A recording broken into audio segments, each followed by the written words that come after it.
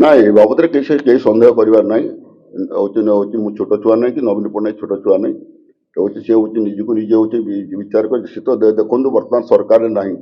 ସରକାର ନଥାଇକି ଯେତେବେଳେ ସସ୍ପେଣ୍ଡ କରିଛନ୍ତି ତାଙ୍କୁ ସେଭଳିଆ କେହି ଇଙ୍ଗିତ ଦେଇନାହିଁ। ମୁଁ ଆଜି ଟିଭି ମାଧ୍ୟମରେ ଜାଣିବାକୁ ପାଇଲି ଯେ ମତେ ଦଳରୁ ହଉଛି ମାନେ ସସ୍ପେଣ୍ଡ କରାଯାଇଛି। ସସ୍ପେଣ୍ଡ କୋଉଥିପାଇଁ କରାଗଲା କ'ଣ ପାଇଁ କରାଗଲା ମୁଁ ଏ ବି ଜାଣିପାରିନି, କାହିଁକିନା ଦଳ ବିରୋଧୀ କାମ ମୁଁ ବର୍ତ୍ତମାନ ସୁଦ୍ଧା କିଛି କରିନାହିଁ। ମୋ ନିର୍ବାଚନ ମଣ୍ଡଳୀ କରିନାହିଁ କି ଜିଲ୍ଲାରେ କରିନାହିଁ କି ଓଡ଼ିଶାରେ କରିନାହିଁ।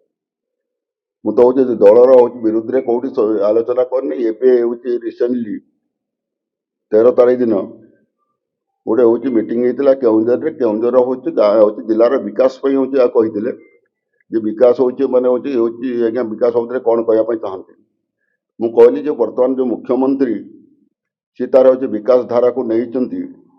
ଯଦି ଖାଲି ତ ହଉଛି ମାନେ ଭିତ୍ତିପ୍ରସ୍ତର ସ୍ଥାପନ କରିଦେଲେ ହଉଛି ହେଇଯିବନି। ଭିତ୍ତିପ୍ରସ୍ତର ସ୍ଥାପନ ଯଦି ମୂଲ୍ୟ ରଖିବେ, ଯଦି ହଉଛି କାମ କରିବେ ତେବେ ଜିଲ୍ଲାର ବିକାଶ ହେବ। ଯଦି ନ କରିବେ ଜିଲ୍ଲାର ବିନାଶ ହେବ। ଏ ବାବଦରେ ମୁଁ କହିଥିଲି ଏବଂ ମୁଁ କହିଲି ଆଉ ମଧ୍ୟ କହିଥିଲି ଖାଲି ଭାଷଣ ମାଧ୍ୟମରେ କହିଲେ ହେବନି, ଭିତ୍ତିପ୍ରସ୍ତର ସ୍ଥାପନ ମାଧ୍ୟମରେ କହିଲେ ହେବନି। ଯଦି କାମ କରିବେ ଆଗାମୀ ଦିନରେ ଜଣା ପଡ଼ିବ। ଯଦି କାମ ନ କରିବେ ଆଗାମୀ ଦିନରେ କ'ଣ ହେଲା କ'ଣ ନାହିଁ ଲୋକ ତାର ଜବାବ ଦେବେ। ଏ ବାବଦରେ ମୁଁ ବର୍ତ୍ତମାନର ମୁଖ୍ୟମନ୍ତ୍ରୀ କହିଥିଲି।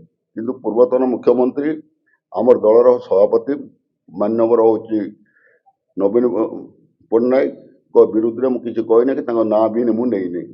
ଏବଂ ମୁଁ ଏହା କହିଥିଲି ଯେ ଇଏ ବିଜେଡି ସମୟରେ ଗତ ଦୀର୍ଘ ଦିନ ହେଲା କେଉଁଝର ଜିଲ୍ଲା ରାଜସ୍ୱ ଦେଉଛି, ଅଥଚ କେଉଁଝର ଜିଲ୍ଲାର କୌଣସି ବିକାଶ ହେଇପାରିନାହିଁ। ବିକାଶକୁ ସେମାନେ ଅବହେଳିତ କରିଛନ୍ତି। ଏହା ମୁଁ କହିଥିଲି। ଯଦି ଏତିକି ନେଇ ଯଦି ମତେ ସସ୍ପେଣ୍ଡ କରିଛନ୍ତି, ମୋର ଏଥିରେ କିଛି କହିବାର ନାହିଁ। ମୁଁ ଲୋକଙ୍କ ସାଙ୍ଗରେ ଅଛି, ଲୋକଙ୍କ ପାଇଁ କାମ କରିବି, ଆହୁରି ଅଧିକ କାମ କରିବି। ଦଳର ଯୋଉ ସସ୍ପେଣ୍ଡ ମତେ ଡାକିକିରି ସସ୍ପେଣ୍ଡ କରିବା ପୂର୍ବରୁ ଯଦି ମତେ ଡାକିଥାନ୍ତେ ମୁଁ ନିଶ୍ଚିତ ଭାବରେ ଯେହେତୁ ଦଳର ସେ ଆମର ସଭାପତି ମୁରବୀ ସିଏ, ତାଙ୍କ ପାଖକୁ ମୁଁ ନିଶ୍ଚିତ ଭାବରେ ଯାଇଥାନ୍ତି। ଯେତେବେଳେ ସସ୍ପେଣ୍ଡ କଲା ପରେ ଗୋଟେ ମୁଁ ଯାଇକିରି ତାଙ୍କୁ ଦେଖା କରିବାଟା ଠିକ ନୁହଁ। ନା ଏ ବାବଦରେ କେହି ସନ୍ଦେହ କରିବାର ନାହିଁ। ମୁଁ ଛୋଟ ଛୁଆ ନାହିଁ କି ନବୀନ ପଟ୍ଟନାୟକ ଛୋଟ ଛୁଆ ନାହିଁ। ସେ ନିଜକୁ ନିଜେ ବିଚାର କରି ସେ ତ ଦେଖନ୍ତୁ ବର୍ତ୍ତମାନ ସରକାରରେ ନାହିଁ।